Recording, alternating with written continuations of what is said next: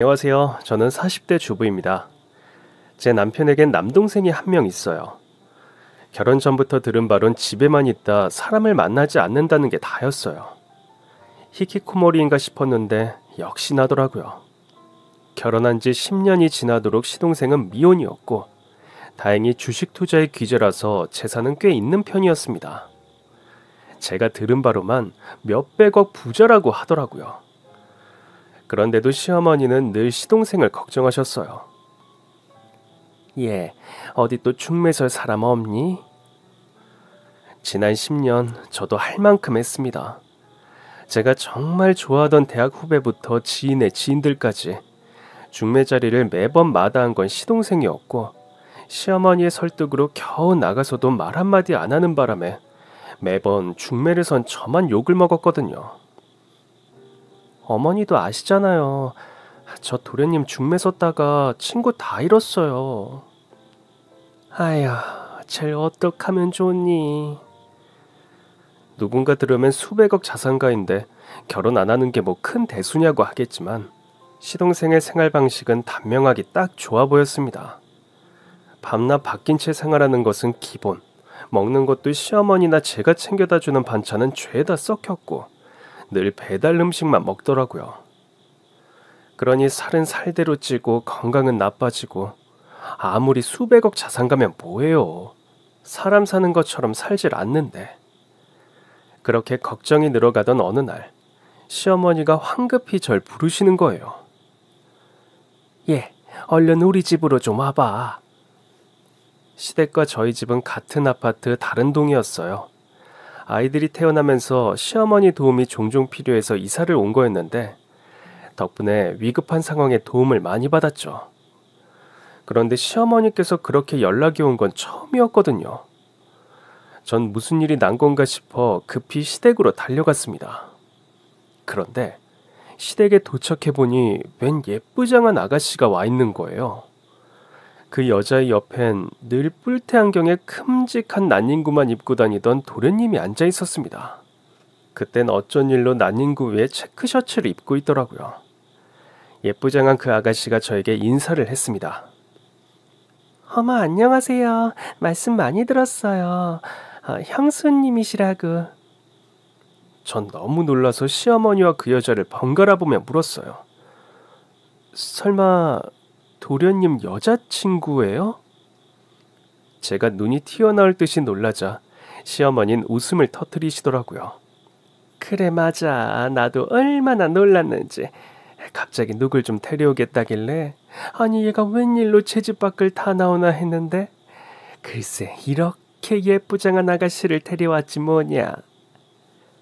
어머, 도련님 축하드려요. 시동생은 수줍게 웃으며 머리를 긁적였습니다. 솔직히 좀 많이 놀랐어요.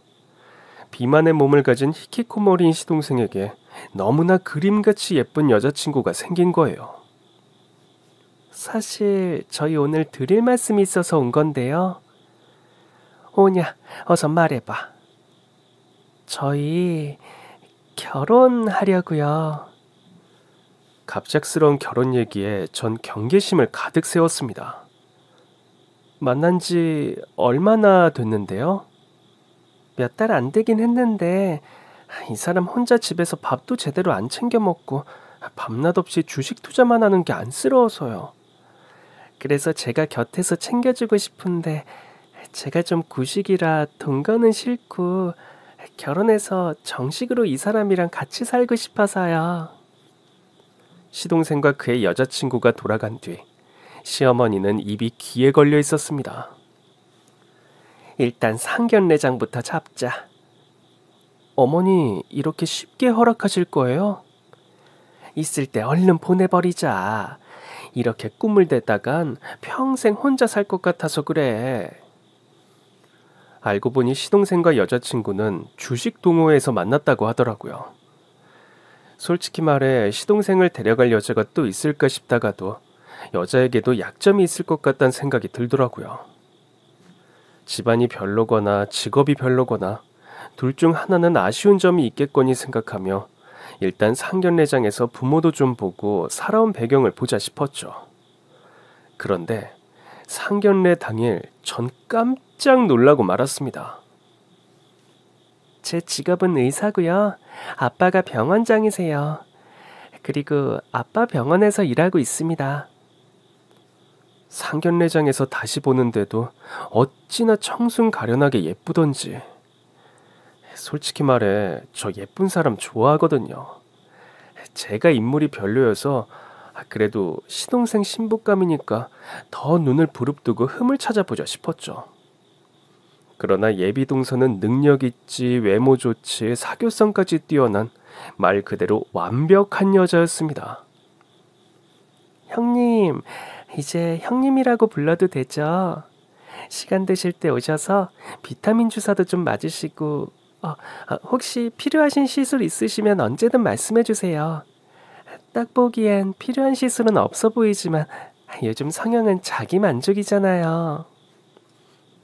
예비 동서는 성형외과 의사였는데 제가 원하는 시술을 물어보는 등 외모 콤플렉스가 있는 제 가려운 곳을 기분 나쁘지 않게 잘도 긁어주었죠. 혹시 동서도 성형한 거야? 예비 동서는 아버지가 성형외과 의사니 동서에겐 아버지와 은우님이 같은 사람일 수도 있겠다 싶어 물었어요. 네, 살짝씩 손은 봤어요. 그러면서 옛날 사진을 보여주는데 솔직히 말해 어릴 때부터 예뻤더라고요. 그럼에도 자기도 조금씩 손을 봤다며 저에게 비밀을 공유하는데 자꾸만 마음이 열리는 거예요. 그날 이후 전 거울을 보면서 어딜 좀 고치면 좋을까 고민하기 시작했어요. 일단 시동생 결혼 후에 동서에게 상담을 좀 받아봐야겠다 싶더라고요. 상견례장의 분위기는 화기애애했습니다. 이렇게 예쁘고 능력 있는 따님을 부족한 우리 아들에게 주셔서 감사합니다. 아유, 무슨 말씀이세요? 능력이 대단하던데요? 주식 투자의 대가라고 불린다면서요. 저희 딸이 외모는 예쁘장한데 연애를 할 줄 몰라요. 그래서 안 그래도 늘 걱정이었는데 아드님 덕분에 걱정을 덜었습니다. 우리 김서방이야 뭐 일밖에 모르는 사람이니 바람을 피울 사람 같지도 않고 그냥 믿고 맡기려고요. 어머 사부인, 그런 걱정은 하지도 마세요. 얘야말로 정말 여자 하나 모르고 산 쑥맥 그 자체입니다. 아주 똑같은 애들끼리 잘 만났네요. 부모님들의 대화에 시동생과 여자친구가 동시에 수줍어하는데 그 모습이 닮아 보이더라고요. 외모는 달라 보여도 비슷한 사람끼리 만난 건가 보다 싶어 신기했습니다. 시동생 돈 많겠다. 예비 동서네도 의사 집안이겠다. 결혼식은 성대하게 준비됐습니다. 여차여차한 형식은 다 생략하기로 했음에도 동서는 시부모님은 물론 저와 남편의 것까지 예단비를 넉넉하게 해서 보내왔어요.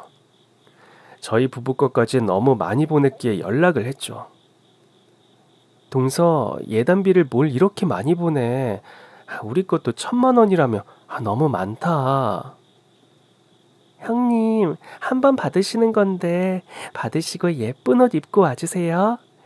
드릴 수 있어서 드리는 건데 부담 가지실 거 없어요. 그렇게 동서의 진두지휘 아래 결혼식은 최고급 호텔에서 진행됐습니다. 저희 쪽 하객은 히키코모리였던 시동생보단 주로 시부모님과 저희 부부의 손님이었어요. 반면 동서네 쪽 손님들은 동서와 함께 의대를 졸업했거나 한 병원에서 근무하던 직원들이 많더라고요. 거기다 동서네 아버님 친구들도 대부분 의사라며 인사를 받는데 시동생 덕에 의사 인맥이 이렇게 늘어나나 싶어 신기했죠. 식이 시작되고 신부가 등장하자 저희 쪽 하객들은 난리가 났습니다. 세상에, 신부가 의사라던데 저렇게 이쁘기까지 하다고? 맨날 방 안에만 틀어박혀 주식 투자만 하더니 아주 땡잡았네. 그래도 주식 투자로 돈을 몇백억을 벌었대. 하긴 그러니까 저런 여자가 시집을 오겠지. 하객들 사이에선 질투에 가까운 말들도 종종 나왔지만 그러거나 말거나 시동생은 입에 귀에 걸려 있었습니다. 그렇게 밝게 웃는 모습은 또 처음이라 보고 있는데 가슴이 다 찡하더라고요. 이제 시동생이 좀 행복해 보여서요. 시동생 부부의 결혼식은 모든 게 다 최고급이어서 식사도 어찌나 맛있던지 하객들도 모두 기분 좋게 식사를 하고 돌아갔습니다. 신혼여행도 꽤 길게 해외로 간다기에 내심 부럽더라고요. 동서는 그런 제 마음을 또 어떻게 읽은 건지 신혼여행 가기 직전에 저에게 그러더라고요. 형님, 저희 신혼여행 다녀오고 나면 다 같이 가족여행 가요. 나야 좋지만 다녀오고 나면 일도 밀려있을 텐데. 그래도 처음으로 가족이 된 건데 같이 좋은 추억을 만들어야죠. 이렇게 저희 둘만 좋은 데 가려니까 자꾸만 식구들이 눈에 밟혀서 그래요. 어떻게 사람이 이렇게 얼굴도 예쁜데 마음도 예쁠까 싶었어요. 알겠으니까 일단은 신혼여행부터 마음껏 즐기고 와. 아, 좋은 소식 기대할게. 어이, 형님, 부끄러워요. 농담이야, 농담. 편하게 잘 쉬다 와. 그리고 형님. 응? 시동생 부부가 공항으로 떠난 뒤, 전 시어머니와 함께 축의금도 계산하고 마무리를 지었습니다. 결혼식장 대관 비용부터 식사 비용은 모두 시동생 부부가 이미 지불한 뒤였어요. 덕분에 저흰 편하게 결혼식 보고 맛있는 밥도 먹고 돌아왔죠. 동서는 신혼여행에 가서도 가족 단톡방을 만들더니 신혼여행지의 아름답고 재밌는 모습들을 공유해 주었습니다. 여보, 동서는 진짜 대단하지 않아? 뭐가? 나 같으면 이제 막 안면 튼 시댁을 이렇게 좋아할 순 없을 것 같거든.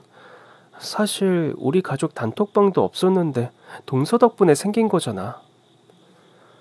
그러게, 난 내 동생 처리해준 것만으로도 고마운데 우리 부모님한테도 잘하는 것 같고 가족들 생각도 많이 하고 그리고 당신한테도 엄청 잘하던데? 정말 그래. 워낙 잘난 집안에서 부족한 거 없이 자라서 그럴 수도 있어. 오히려 그런 집에서 자란 사람들이 구김살이 없다잖아. 그럴 수도 있겠다. 근데 당신은 서방님 안 부러워? 어? 저렇게 예쁘고 능력까지 있는 여자 만난 서방님이 안 부러우냐고. 아이, 참나. 우리가 뭐 한두 해 산 것도 아니고 당신이랑 벌써 만났으니까 우리 애들도 이렇게 태어난 건데 내가 그런 걸 왜 부러워해. 근데 이제 서방님네 아기까지 낳으면 낳으면 잘 된 거지 왜? 어? 당신은 뭐 부러운 거 있어? 솔직히 좀 부러웠어요. 특히 그 얼굴, 연예인도 아닌데 너무 예쁜데다 사교성까지 좋은 여자라니. 그래도 동서 덕분에 성형수술도 할 예정이니 너무 부러워하지 말자 싶었습니다. 시동생 부부가 신혼여행에서 돌아온 뒤 몇 주 지나지 않아 동서가 가족여행을 가자고 하더라고요. 그런데 시동생은 그간 일이 너무 밀려서 어렵다고 했고 남편도 회사가 바빠서 당장 연차 쓰기가 어렵다더라고요. 결국 여행은 저와 동서 시어머니까지 여자 셋의 여행으로 결정됐습니다. 저희 셋은 KTX를 타고 여자들만의 가족여행을 가기로 했는데 제 옆자리가 비어 있었거든요. 그런데 조금 뒤 한 남자가 제 옆에 앉더니 동서를 보고 저에게 바짝 다가와 말했어요. 저기 잠시만 따라와 주시겠어요? 남자가 제 귀에 속삭인 말 한마디에 전 시어머니와 함께 기차에서 뛰어내렸습니다. 시간을 되돌려 이 일이 있기 몇 주 전, 신혼여행에서 돌아온 시동생 부부는 면세점에서 사왔다며 선물도 온통 명품백에 향수에 비싼 것들로 사왔더라고요. 형님께 잘 어울릴 것 같아서 향수랑 백 사왔어요. 마음에 드세요? 마음에 들다마다 이렇게 비싼 건 내 돈 주곤 절대 못 사. 앞으로는 제가 종종 사드릴게요. 아니야. 이것만으로도 충분해. 저 진심이에요. 제가 외동이잖아요. 그래서 늘 언니가 있으면 좋겠다고 생각했거든요. 그렇게 말해주는 것만으로도 정말 고마워. 저와 동서는 급속도로 친해졌고 여행 가자는 동서의 말에 전 바로 좋다고 했습니다. 마침 동서네가 예단비도 잔뜩 남아 있었으니까요. 그럼 기차표는 내가 끊을게. 동서가 준 예단비 아직도 많이 남았어. 형님, 기차표 제가 벌써 끊었어요. 뭐? 또 동서가 샀다고? 형님, 저희 이제 가족이잖아요. 누가 사면 어때요? 그래도 매번 받기만 해서 어떡해. 기차표는 내가 사고 싶었는데. 동서가 벌써 숙소며 마사지며 다 예약해놨다며. 그런 건 당연히 막내가 해야죠. 이번이 첫 우리 집안 여자들의 가족여행인데. 동서는 스스로를 막내라고 칭했지만 사실상 리더나 다름이 없었습니다. 가족여행 계획도 척척 세우고 미리 결제도 다 해둔 거 있죠.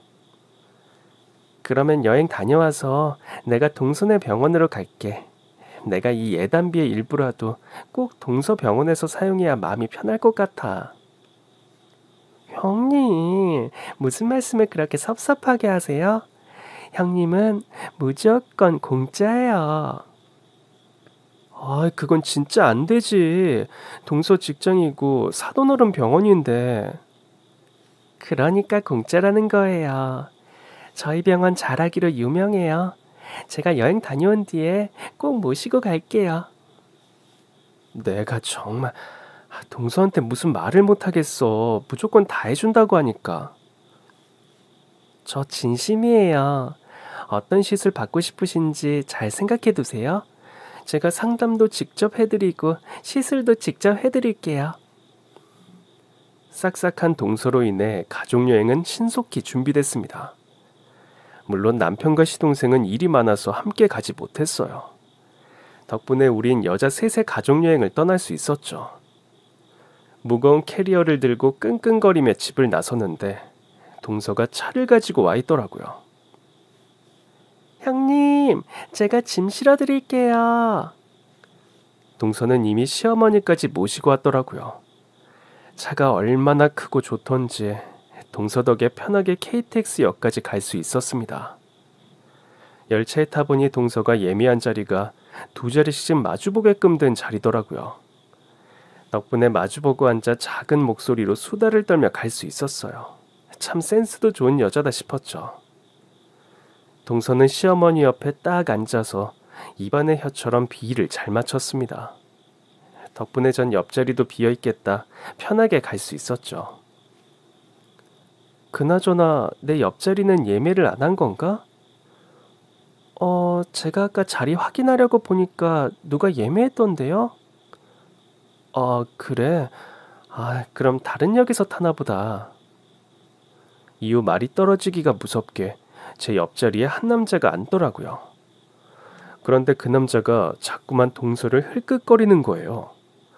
뭐 동서가 워낙 예쁘니까 첫눈에 반한 건가 싶었죠. 행여 이상한 수작이라도 걸면 혼쭐을 내주려고 했는데 그 남자의 입이 향한 곳은 제 귀였습니다. 저기 잠시만 따라와 주시겠어요? 생각지도 못한 상황에 전 너무 놀랐습니다. 예? 제가 놀라자 동서와 시어머니도 저와 그 남자를 봤습니다. 남잔 수줍게 미소를 짓더니 그러는 거예요. 다름이 아니라 제가 아까 오는 길에 저쪽에서 뭘 봤는데 사모님 것 같아서요. 그래요?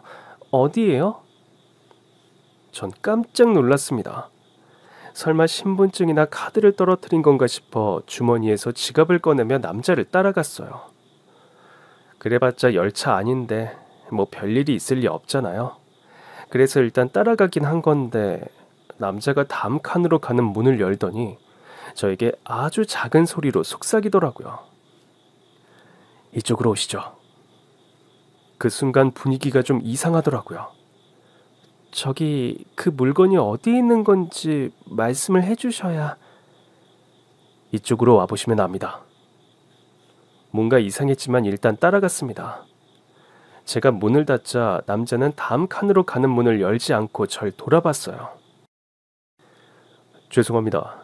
사모님이 떨어뜨리신 물건은 없어요. 네? 근데 왜 거짓말을 하신 거예요? 혹시 일행분이 볼 수 있으니 최대한 아무 일도 없다는 듯이 대답해 주세요. 뭐라고요? 마치 협박을 당하는 인질처럼 저더러 아무 일도 없다는 듯 굴라는 거였습니다. 앞에 앉은 젊은 여자분과는 어떤 관계입니까? 그걸 왜 묻는데요? 협조해 주십시오. 협조라니 갑자기 이게 무슨 일인가 싶었지만 남자의 단호한 눈빛으로 인해 전 살짝 겁을 먹고 말았습니다. 제 동서인데요. 그럼 동서 옆에 앉아있는 분은요? 저희 시어머니세요. 그는 잠시 고개를 끄덕이더니 말했습니다. 지금부터 자리로 돌아가서 제가 말한 물건이 본인 것이 아니었다고 말씀해 주시고 자연스럽게 시어머니를 모시고 다음 역에서 내리세요. 아니, 대체 왜 이러시는 건데요? 저희 부산 가는 거예요. 아직 더 가야 한다고요. 그리고 우리 동서는요? 그는 주머니에서 명함을 꺼내 저에게 주었습니다. 명함을 본 저는 화들짝 놀라고 말았죠. 제 신분을 확인하셨으니 일단 제 말에 따라주실 수 있겠습니까? 전 그가 준 명함을 손에 쥔 채 멍하니 고개를 끄덕일 수밖에 없었습니다. 전 일단 자리로 돌아갔어요. 형님, 도대체 뭐예요? 아, 신분증인데 내 건 아니더라고. 내 얼굴인 줄 착각했대. 그렇구나. 깜짝 놀라셨겠어요. 그러게. 평소처럼 굴려곤 하는데 얼굴에 자꾸 경련이 나는 거예요. 시어머니는 또 어떻게 모시고 나가야 할지 막막하던 그때였습니다. 화장실이 어디냐? 나 좀 급한데. 동서가 냉큼 일어나더니 시어머니의 팔을 부축했습니다. 동서, 아침부터 우리 픽업어랴 준비하느라 힘들었을 텐데 잠깐이라도 좀 쉬어. 어머닌 내가 모시고 갔다 올게. 저 괜찮은데. 그래, 넌 좀 쉬고 있어. 큰애랑 다녀오마. 전 시어머니의 팔을 붙든 채 화장실에 있는 열차 끝쪽으로 걷기 시작했습니다. 그런데 자꾸 손이 덜덜 떨리는 거예요. 이제 어떻게 하면 되는 거냐? 그런데 갑자기 시어머니가 그렇게 물으시더라고요. 네? 아까 그 남자 혹시 형사니?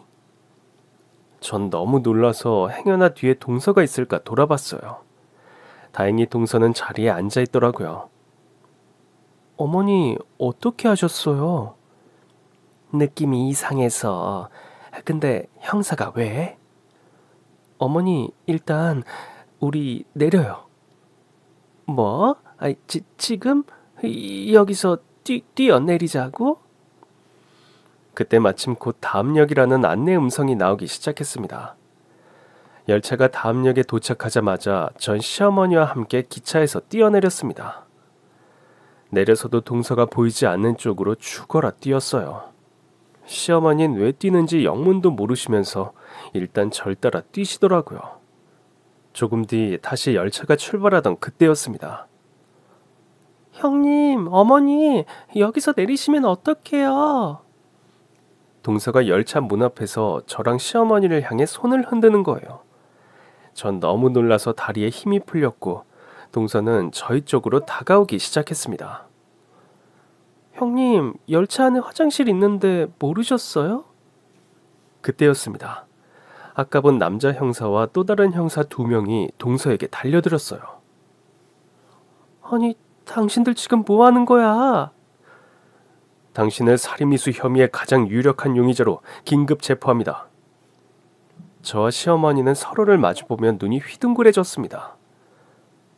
예, 저 형사 양반이 지금 뭐라는 거냐? 살인 미수래요. 제가 열차 안에서 들은 동서의 얘긴 하나였어요. 지금 동서분의 직업이 뭐라던가요? 의사요. 그 여자 의사 아닙니다. 네? 동서부는 사기 전과가 여러 건 있는 사람입니다. 일단 체포한 뒤에 자세한 사항은 서해 와서 들으시면 될 것 같고요. 위험한 사람이니까 일단 시어머니와 함께 열차 밖으로 대피하시는 게 좋을 것 같습니다. 아무래도 가까이 있으면 인질극이라도 벌일 수 있는 사람이니까 미리 대피해 계시면 그 사이에 저희가 체포하겠습니다. 만일의 경우 상황이 여의치 않으면 바로 체포할 거니까 시어머니께서 놀라시지 않게 좀 잘 챙겨주세요. 그런데 살인미수라니, 그건 저도 처음 듣는 이야기였습니다. 대체 이게 어떻게 된 거니? 어머니, 저도 자세히는 아직... 그때였습니다.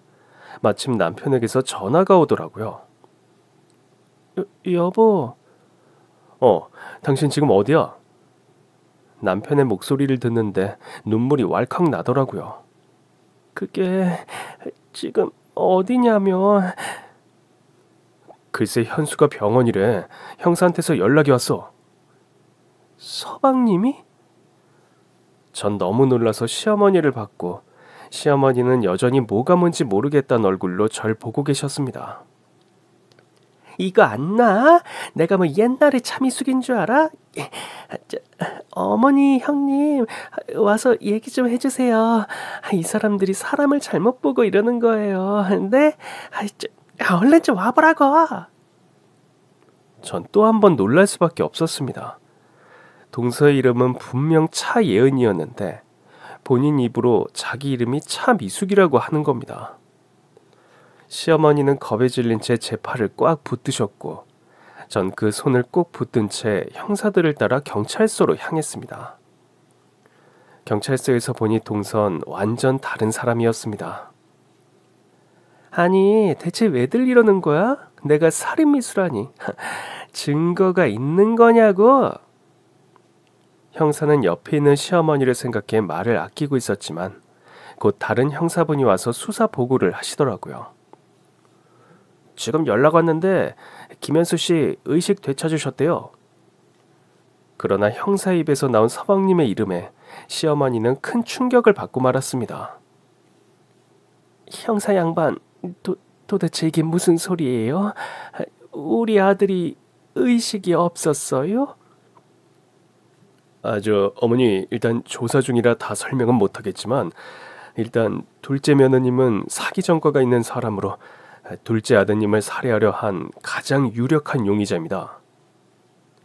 아, 진짜 전과 있는 사람은 뭐 착하게 살면 안 돼요? 결혼해서 맘 잡고 살고 있었는데 살인미수라니. 내가 우리 남편을 얼마나 사랑하는데.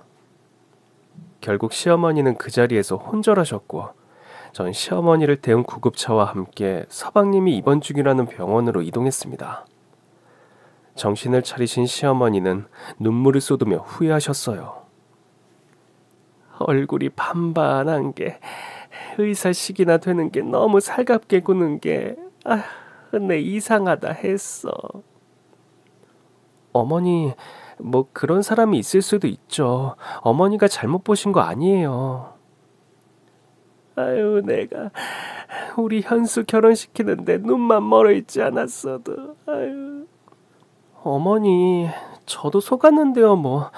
제가 죄송해요. 아이고, 내 아들 이제 어떡하냐. 아이.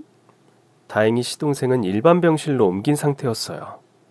어머니 깨어난 아들을 보고 그나마 안도하셨고 그간의 이야기를 시동생을 통해 들을 수 있었습니다. 어젯밤에 갑자기 어지럽더니 잠이 든 것 같아. 깨어보니 집엔 아무도 없고 그래서 겨우 휴대폰으로 119에 전화를 걸었는데 그 다음부턴 기억이 안 나. 정신을 차려보니 병원이었고 형은 울고 있고 형사들도 와 있는 거야. 시동생은 불현듯 깊은 한숨을 내쉬었습니다.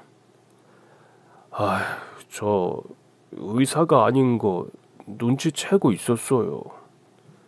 언제부터요? 결혼하고서요.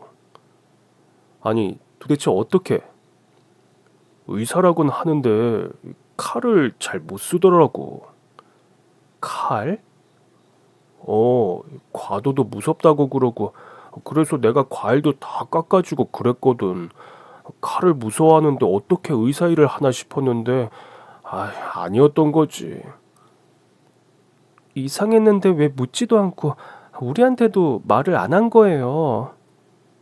솔직히 의사가 아니면 어떤가 싶었어요. 그건 아니죠. 그건 서방님을 속인 거잖아요. 그냥 아내만 아닌가 보다 했어요. 아버님은 진짜인 줄 알았죠. 근데 그러니까 그 아버님도 가짜라는 거죠? 시동생은 아직도 뭐가 뭔지 완벽히 파악이 안 되는 눈치더라고요. 동서를 너무 사랑했던 탓에 더 그런 것 같았습니다. 동서 병원 이름은 알고 있었어요? 지방에 있는 큰 성형외과라고만 알고 있었어요. 뭐라고요? 강남이나 압구정이 아니고요? 네, 아버님께서 지방도시가 고향이라 거기서 병원을 시작하셨는데 너무 잘 된다고 들었어요. 가본 적도 없고요. 네, 솔직히 관심이 없었어서. 아우, 듣고 있자니 정말 속이 터질 지경이더라고요. 이럴 줄 알았으면 제가 더 빨리 병원에 좀 가볼 걸 그랬어요. 당신이 성형외과는 왜? 동서가 나 성형하고 싶으면 시켜준다고 했거든. 뭐? 처음부터 모든 게 너무 순탄하게 흘러간다고 생각은 했지만 이렇게까지 말도 안 되는 결혼이었을 줄이야. 시어머니는 옆에서 눈물을 훔치셨습니다. 내가 미안하다. 내가 더 신중하게 결정했어야 했어. 엄마, 내가 미안하지. 내가 미안해. 울지 마세요. 시동생은 한동안 말을 잇지 못하더니 저에게 물었습니다. 근데 형수님, 그 사람은 지금 어디 있어요? 경찰서예요. 시동생은 얼굴이 또다시 무거워지더라고요. 조사 결과 시동생은 독극물을 마신 걸로 확인됐습니다. 치사량을 먹었고 아주 위중한 상태였지만 기적적으로 살아난 거였죠. 문제는 시동생이 그렇게 당하고도 정신을 못 차렸다는 것이었습니다. 저 아내가 오해받는 거 아닐까요? 그 사람이 나한테 그럴 리가 없는데 그 곱게 자란 사람이 어떻게 경찰서에 형, 일단 그 사람을 내가 좀 만나봐야 할 것 같은데. 너 지금 그걸 말이라고 하냐? 네 와이프 사기 전과가 수두룩한 데다 널 살인하려고 한 살인 미수범이야. 근데 지금 피해자가 피의자를 만나겠단 거야? 그래, 그건 형 말이 맞아. 현수 네가 지금 안 믿는 눈치인데 걔 체포될 때 보니까 지금껏 우리가 본 걔가 아니더라. 경찰들은 동서가 독극물을 산 증거를 찾으려고 애썼지만 도통 증거는 나오지 않았습니다. 의사 노릇을 했던 가짜 아버지를 찾게 되면서 사기죄를 성립됐지만 살인미수는 증거가 불충분했어요. 이대로라면 재판에 넘어가도 큰 벌을 받긴 어렵겠다 싶던 차였습니다. 서방님이 몸을 회복해 퇴원했고 저흰 서방님에게 이혼 절차를 밟자고 설득하던 중이었어요. 그때 담당 형사에게서 연락이 온 겁니다. 아무래도 공범이 있는 것 같습니다. 네? 공범이 약물을 구입하는 CCTV가 발견됐고 공범이 동서분에게 약물을 전달한 CCTV도 확보됐습니다. 그 공범이 누군데요? 아무래도 상간남인 것 같습니다. 네? 이제 겨우 서방님에게 이혼부터 하자고 말을 꺼낸 참이었는데 우리를 기다리고 있던 소식은 차마 입에 담기 어려운 내용이었습니다. 얼마 후 형사가 시동생을 찾아왔어요. 미리 연락을 받은 터라 저도 그 자리에 함께 있었고요. 일단 아내분은 남편분의 재산을 노리고 접근한 게 맞고요. 원래 직업은 흔히 말하는 꽃뱀입니다. 그냥 잘못 걸리신 거죠. 전부터 이런 사기를 꽤 쳐왔고 이혼 경력도 좀 있던데 혹시 아예 모르셨나요? 전혀 몰랐습니다. 아유, 요즘 세상이 이렇게 순진하셔야. 이런 사기가 얼마나 많은데요. 주식 동호회에서 만났다던데 맞습니까? 어, 네. 어떻게 접근했나요? 온라인 동호회였던 것 같은데. 주식 배우고 싶다고 글을 올렸는데 너무 예뻐서 제가 먼저 댓글을 남겼습니다. 그리고요. 그랬더니 제가 어떻게 주식으로 돈을 불렸는지 궁금해하길래 사실대로 알려줬습니다. 그러니까 본인의 자산 상황을 다 말씀해 주신 거고요. 네. 그럼 뭐 접근할 대상을 고르기도 쉬웠겠네요. 그리고 아내분, 아니, 그 피의자 공범인 남자도 처음 보시나요? 형사는 시동생에게 공범의 사진을 보여주었습니다. 네, 전혀요. 처음 보는 사람입니다. 이 사람이 상간남입니다. 예? 사실 저희 부부는 시동생에게 차마 동서에게 상간남이 있었고 그 상간남이 공범이란 얘기는 하지 못했거든요. 혹시 형수님이 말씀 안 해주셨나 봐요? 형사가 절 보며 묻는데 전 고개를 끄덕였습니다. 상간남이 있었다니 이게 무슨 소리예요? 시동생은 절 보며 물었습니다. 저도 형사님께 듣고 알았어요. 서방님한테 먹인 독극물을 산 증거가 없었는데 그 상간남이 사서 동서한테 줬다고. 형사 만나기 전 공범이 있었던 것 같다고 말은 전했지만 차마 그 남자가 동서의 상간남이란 소리가 안 나오더라고요. 서방님이 여전히 동서에게 미련이 있다는 걸 알고 있어서 더 그랬습니다. 제 얘기를 들은 시동생은 예상대로 얼굴이 새하얗게 질려선 그 후로 말이 없었습니다. 조사에 협조해 주셔서 감사합니다. 안 그래도 제가 남편분 만나서 사과라도 하겠냐고 물었더니 싫다고 하네요. 그냥 이혼 서류 가지고 오시랍니다. 도장 찍어준다고. 정말이지 기가 차더군요.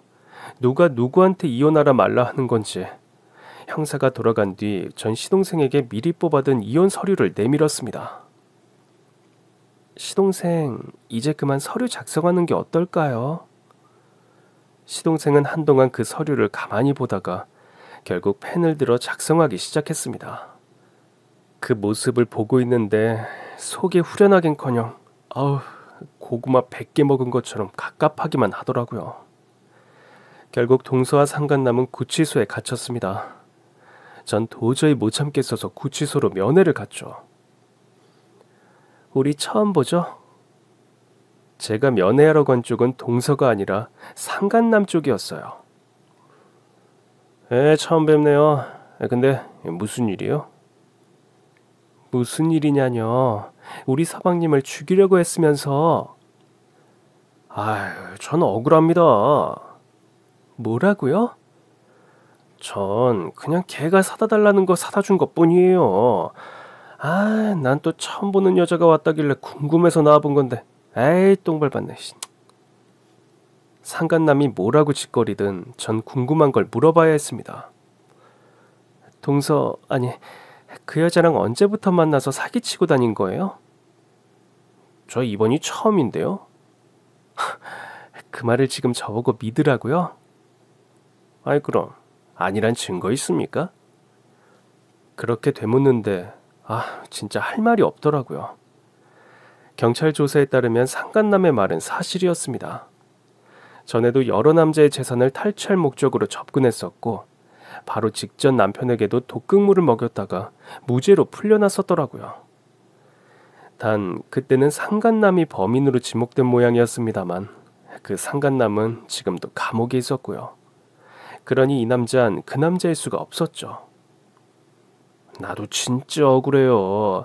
저런 년 만나서 완전 똥 밟았다니까. 내가 양아치긴 해도 살인자는 아니라고. 나도 여자 잘못 만나서 이렇게 된 거라니까. 나이도 어려 보이는 놈이 이젠 아예 반말까지 하더라고요. 상간남과의 면회를 마친 뒤 전 그 여자에게도 갔습니다. 안 나올 줄 알았는데 참, 뻔뻔하게도 그 자리에 나오더라고요. 뻔뻔하게 아무렇지도 않은 낯짝으로 나왔네. 그러는 형님은 왜 찾아왔는데요? 돌변한 동서의 모습을 보는데 괜히 왔다 싶더라고요. 궁금한 게 있어서 왔어. 저도 일말에 미안한 마음이 있어서 나왔어요.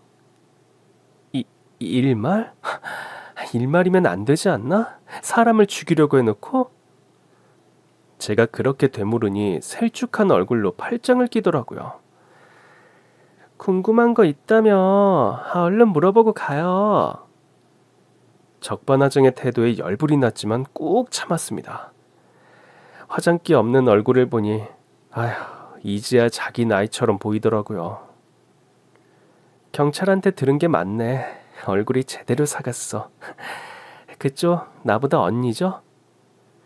제가 약 올리며 묻자 눈에서 레이저가 나올 기세더라고요. 아, 이미 알 거 아냐. 알고 보니 이 여자 우리 가족에게 나이도 속였더라고요. 20대 후반이라고 하더니 알고 보니 저보다도 나이가 많은 40대 중반의 여자였습니다. 서방님도 알고 있었어? 혼인신고할 때 알았지. 그래도 그 남자 나 안 버리던데? 나이 많은 게 뭐 죄라고 버렸겠어. 그런데 우리 가족한텐 사실대로 말 안 했네. 그게 궁금해서 온 거야? 대수롭지 않은 거라며. 대수롭지 않은 거랑 속이는 건 다르지. 그렇게 그녀를 다그치고 있는데 그 여자가 저에게 눈을 부라리며 묻더라고요. 너 언제부터 눈치챘냐? 짭새, 네가 불렀지? 그 자식이랑 너랑 나가서 서건댔잖아. 그래서 뭐 어쩌라고. 솔직히 애초부터 형사 손을 잡은 건 아니었지만 그 여자에겐 사실대로 말하고 싶지 않았어요. 하여튼 좋은 건 다 받아먹어 놓고 꼭 이런 것들이 뒤통수를 치지. 너 지금 뒤통수라고 했니? 그럼 뭐야? 너 나한테 받아먹은 것만 해도 얼마니? 진짜 기고만장하게 구는데 말문이 턱 막히더라고요. 그러고 보니 이상했습니다. 그동안 이 여자가 동서랍시고 쓴 그 많은 돈은 어디서 났나 싶은 거예요. 너 그동안 쓴 돈은 다 어디서 났니? 어디서 나긴 니네 서방님이 줬지. 뭐? 그럼 예단비도? 당연하지. 기가 막혔습니다. 도대체 어떻게 된 건가 싶었지만 그날 그 여자에게 면회를 간 건 다른 용건이 있어서였습니다. 조만간 변호사 통해서 이혼 서류 보낼 거야.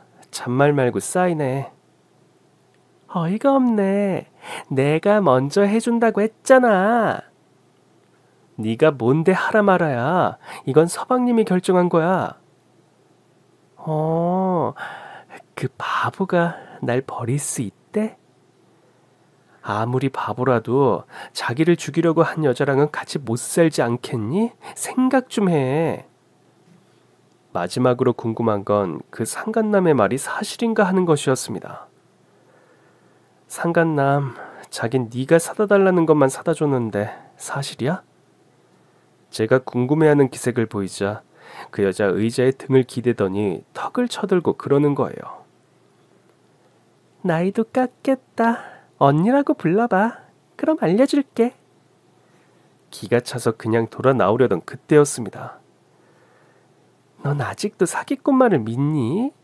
다 그 자식이 설계한 거야. 이번엔 내가 운 나쁘게 주범이 된 거고 그 자식 일부러 CCTV 있는 데로 골라다녔더라고. 나한테 다 뒤집어 씌우려고. 이게 또 무슨 말인가 해서 들어보니 이 여자 매번 남자들과 조를 이루어서 남자를 꼬시는 역할을 해왔다더라고요. 수익 배분도 4대 6. 내가 사라니까? 갑자기 왜 이렇게 소소한 얘기까지 하나 싶어 보고 있으니 그 여자가 그러는 겁니다. 그러니까 재판 때 증언 좀 해줘요. 난 진심으로 남편 사랑했으니까 선처 좀 바란다고. 전 어이가 없었죠. 그리고 한땐 그저 좋은 동서인 줄 알았던 그 여자에게 말했습니다. 이봐요, 내가 아직도 사기꾼 말을 믿을 것 같아?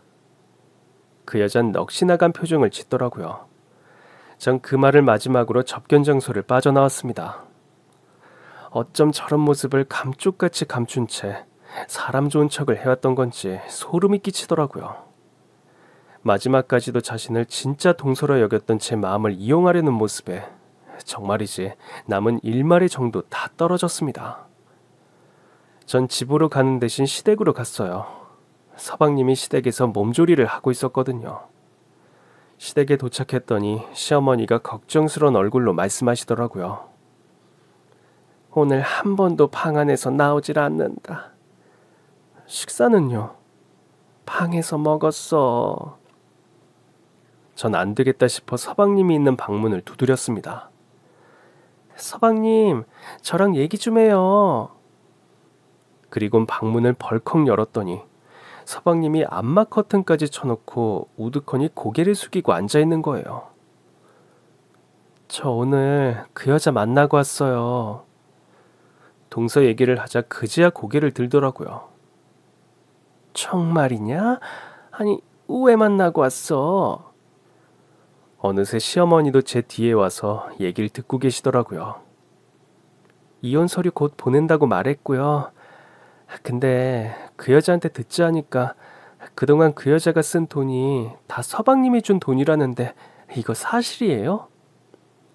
네, 아버님이 당장 현금이 부족하다고 불려주면 갚는다고 하셔서요. 시어머니는 목덜미를 붙잡으셨습니다. 뭐?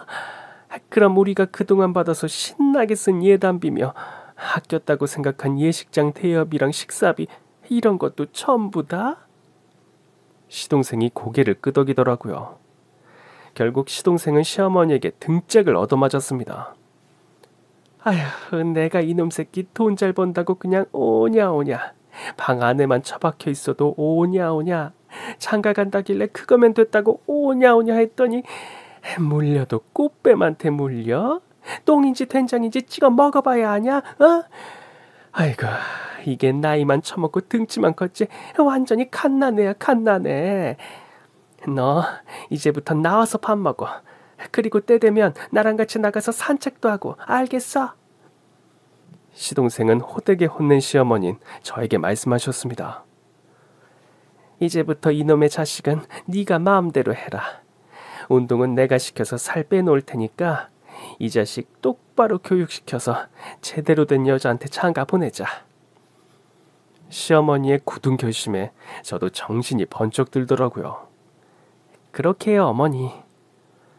이렇게 뒀다간 사람 하나 잡겠다 싶겠더라고요.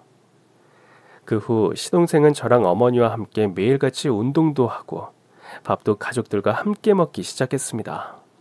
그리고 심리치료도 받기 시작했어요. 치료를 받아보니 실은 시동생도 상처를 많이 받았더라고요. 하긴 사랑했던 여자에게 사기를 당한 것도 모자라 죽을 뻔했으니 그 속이 오죽했을까 싶었어요. 결국 그 여자와 상간남은 징역이 확정되어 형을 살기 시작했습니다. 물론 시동생과는 아직 이혼 전이었습니다.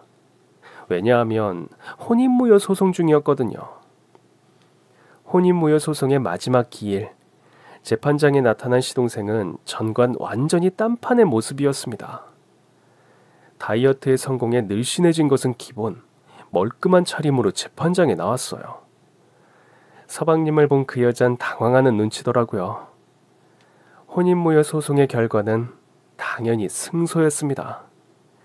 그렇게 승소하고 나오는 길, 시동생이 오랜만에 웃더라고요. 아니 서방님, 이혼하는 사람이 뭐 이렇게 멋있게 차려입고 왔어요. 그런 시동생이 보기 좋아서 농담을 건넸는데 시동생이 결연한 표정으로 그러더라고요. 새로 시작하는 날이니까 멋지게 입고 시작해야죠. 그리고 형수님, 저 만나는 사람 있어요. 순간 저와 남편은 불안한 표정으로 서로를 봤어요. 설마 또 이상한 여자를 만난 건 아닐까 걱정이 된 탓이었죠. 이게 다 형수님 덕이에요. 저 살 빼는 것도 엄청 도와주셨잖아요. 같이 헬스 PT까지 받으시면서. 저도 운동할 겸 같이 한 거죠. 서방님이 비용도 다 대주셨으면서. 그 외 전에 저한테 소개해 주셨던 형수님 후배분이요. 아휴, 제가 소개해 준 사람이 어디 한둘이에요? 그런데 그 순간 대학 후배가 하나 떠오르면서 서방님이 만난다는 사람이 그 친구인가 싶더라고요.